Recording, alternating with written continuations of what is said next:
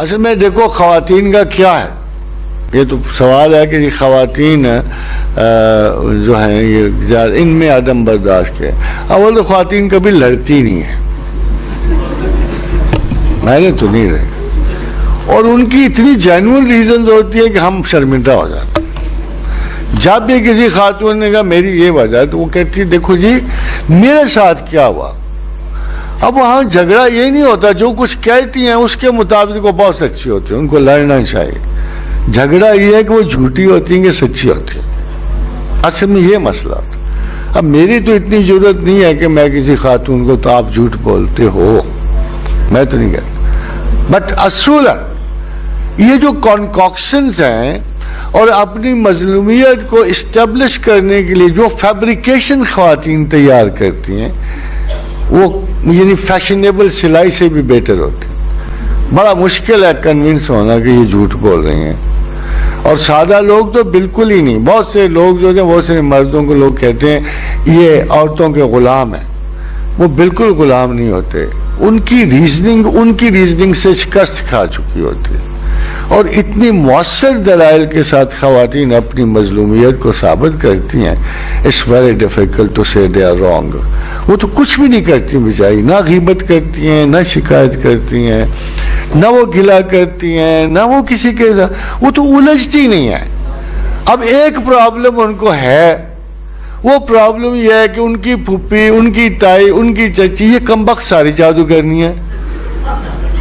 اب کریں کیا؟ ایک بیچاری مظلوم عورت ایک گلی میں, ایک کوچے میں, ایک گھر میں بیٹھی ہے, اس کو بچوں کی فکر ہے, خاوند کی فکر. جب اس کے گرد سارے ہی جادو کرنے والے بیٹھے ہوں گے تو بڑے افسوس کا مقام ہے. یہ ایک پرابلم ہے خواتین کو کہ یہ مجھے نہیں بتا سکی آج تک کوئی خاتون. ایک ہی بات میں دے لیک انفارمیشن. میں جب پوچھا ہوں آپ کی چچی نے کہاں سے سحر کی تعلیم حاصل کی ہے, کہاں سے وہ اتنے تزکیہ بد اخلاقی کے مالک ہو گئی ہے, کہاں سے یہ جرائم پیشہ تصور کی مالک ہو گئی, کب نکلی تھی گھر سے, کس سے جا کے سیکھا ہے, کس اکیڈمی سے یہ جادو اور سحر سیکھ کے آئی ہے. یہ بیچارے خواتین کا یہ ایک پرابلم, بہت پرابلم نظر آتا ہے, جو صرف یقین سے صرف اللہ کی وجہ سے جا سکتا ہے. یہ شرک ہے. اگر اس کا اصل وجہ دیکھی جائے تو خدا کی طاقتوں کو تقسیم کرنا اور کسی اور قوت کو ان چیزوں کا ذمہ دار سمجھنا جو خدا کر سکتا ہے. یہ مشرکانہ افعال ہیں. اپنی زندگی خراب بالکل نہ کرو, اپنے اعتقاد کی حفاظت کرو. فَإِذَا مَرِضْتُ وَهُوَ يَشْفِينِ, مرض دینے والا اللہ, شفا دینے والا اللہ. پھر خدا کہتا ہے وَاللَّهُ يَقْبِضُ وَيَبْسُطُ مَنْ يَشَاءُ, رزق بند کرنے والا میں, رزق کھولنے والا میں. وہ کہتا ہے فَإِنَّ الْعِزَّةَ لِلَّهِ جَمِيعًا, عزت دینے والا میں اور بے عزتی اور توہین دینے والا میں. اللہم مالک الملک تؤتی الملک من تشاء وتنزع الملک ممن تشاء وتعز من تشاء وتذل من تشاء بیدک الخیر. کیا خوبصورت آیات ہیں. یہ بتاؤ آج تک خدا کے سوا کسی شخص نے کہا ہے آسمان و زمین میں نے بنائے؟ کوئی ہے کلیمنٹ؟ کوئی ایسا نظر آتا ہے نسل انسان کی ابتدا سے انجام تک؟ کوئی ہارورڈ میں کوئی بیٹھا کہہ دے, کوئی کیمبرج اور آکسفورڈ میں کلیم کر لے کوئی یار یہ کوس قضا میں نے بنائی, یہ آسمان میں نے بنایا, یہ جو باقی اللہ نے گیلیکسیز بنائی, یہ جو بیچ میں ہیراکلیس گیلیکسی میں نے بنائی, اینڈرومیڈا میں نے ادھار پہ بنائی ہوئی. ہے کوئی ایسا؟ دیکھو کتنا عجیب سا.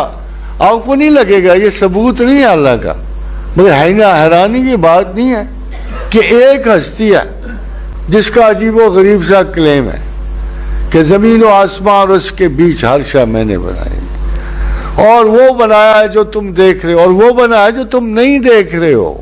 اللہ الذی خلق سبع سماوات ومن الارض مثلہن, 7 کائناتیں میں نے بنائی ہیں, تم پہلی پہ اڑے ہوئے ہو.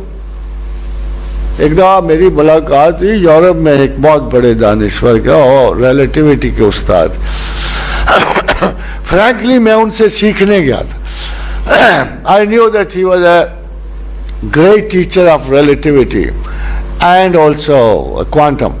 تو میں اس سے ویسے بات کر رہا تھا. تو میں نے اس سے کہا کہ do you believe there is only one universe.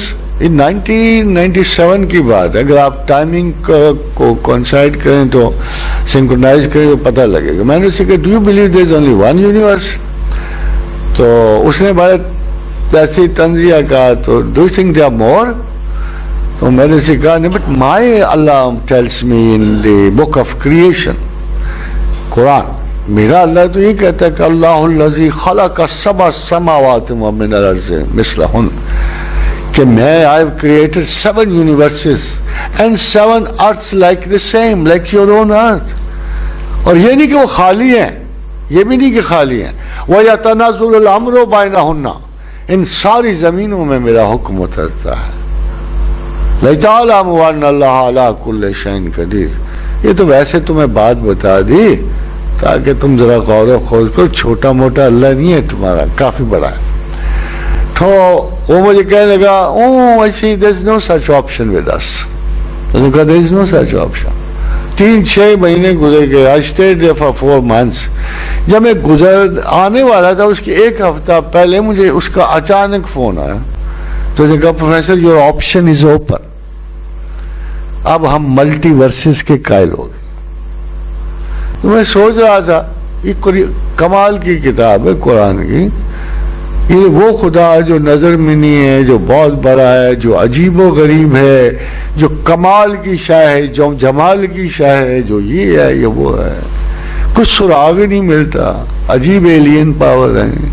مگر حیرانی کی بات ہے کہ 365 صفحات پہ مشتمل اس کا کلام ہمارے پاس, اس کی باتیں ہمارے پاس. کبھی اس لحاظ سے قرآن کو دیکھا کہ اتنے بڑے خدا کی زبان ہے, کلام ہے, اور کیا کیا خوبصورت کلام ہے, کیا کیا انداز گفتگو ہے. تم نے تو کبھی چسکا ہی نہیں لیا قرآن پڑھنے کا. ایک ایک جملہ حیران کن تک. فصاحت اور بلاغت کا اتنا بڑا معیار کسی لینگویج میں اس ٹکر کی ہے ہی کوئی نہیں کتاب. جب زبان ختم ہو جاتی ہے, آپ کو پتہ ہے انسان کیسے پہچانے جاتی, پیرامیٹرز آف لنگوسٹک ایبلٹی سے پہچانے. بہت بڑا بندہ اور بات کرے تو آپ کہتے ہو لو سنو کیا فضول بات کی, اس کی تو تعلیم ہی کوئی نہیں. کوئی ایک معمولی سا بندہ گزر رہا تھا, اصحاب بیٹھے ہوئے تھے, ایک بدو گزر رہا تھا, بدو. تو اچانک اس نے بلند آواز میں کہا الحمدللہ حمدن کثیرن طیبن مبارکن فی. ایک دم چونکاہٹ آ گئی, ہیں یہ کیا جملہ بول دیا اس نے. کیا فصاحت ہے, کیا بلاغت ہے, کیا کنسٹرکشن ہے کہ جاتے جاتے اس نے اونچی زبان سے کہا الحمدللہ حمدن کثیرن طیبن مبارکن فی. تو سارے اصحاب اس بدو کو حیرت سے دیکھ رہے. تو رسول اللہ صلی اللہ علیہ وسلم تمہاری بات نہیں ہے, فرشتے بیچارے حیران و سراسیمہ ہیں کہ اس ایک جملے کا ثواب کیا لکھیں, اس ایک جملے کا ثواب کیا لکھیں, یہ جو عجیب و غریب جملہ بول گیا. تو فطری ذہانت کوئی اور شے ہوتی اور یہ میڈ اپ ذہانت کسی اور شے. فطری ذہانتوں کے لوگ بڑی بڑی بات. ہمیں آخری بات آپ سے کہوں, فطری ذہانت پر یہ خدا کے ساتھ ہی آتی ہے اور کسی کے ساتھ نہیں آتی. جہاں آپ کی فکر رک جائے ایک بت خانہ تخلیق ہو جاتا. اگر آپ اللہ کے ساتھ ہو تو یہ بت خانہ تخلیق نہیں ہوگا, ذہن چلتا چلے گا, وسعت کائنات سمیٹنی شروع ہو جائے گی. آپ پتہ نہیں کہاں سے کہاں اپنی ذہنی استاد سے پہنچ جائے. اب وہ ایک جملہ جو بتا رہا ہوں, ایک واقعہ, یہ آخری ہے, اس کو سننے آپ فیصلہ کریں. ایک بدو تھا نا, اس نے پوچھا یا رسول اللہ صلی اللہ علیہ وآلہ وسلم قیامت میں حساب کون لے گا؟ اللہ کے رسول نے کہا خدا خود ہنسا اور ہنس کے چل دیا. بڑی حیرت تھی لوگوں کو. اللہ کے رسول نے فرمایا یہ ہنسا کیوں؟ یہ کوئی ہنسنے کی بات ہے. فرض کرو اللہ میں سزا کون دے گا اور میں کو اللہ دے گا، تو پھر تو خوف سے ویسے ہی مر جاتے نا ہم لوگ۔ مگر یہ عجیب شخص تھا کہ اس نے بولا یا رسول اللہ قیامت کے دن حساب کون لے گا؟ فرمایا اللہ خود۔ تو کہا آپ نے ہنسا اور ہنس کے چل دیا۔ حضور نے فرمایا بلاؤ اس کو، واپس کرو۔ اس سے پوچھا کہ یار اس میں خوشی کی بات کیا تھی کہ تم ہنسے کیوں؟ فرمایا یا رسول اللہ صلی اللہ علیہ وآلہ وسلم، ہم نے دیکھا ہے کہ جب دنیا میں بھی عالی ظرف حساب لیتے ہیں تو آسان لیتے ہیں، اللہ سے بڑا عالی ظرف کون ہوگا؟ اللہ سے بڑا عالی ظرف کون؟ ایک جی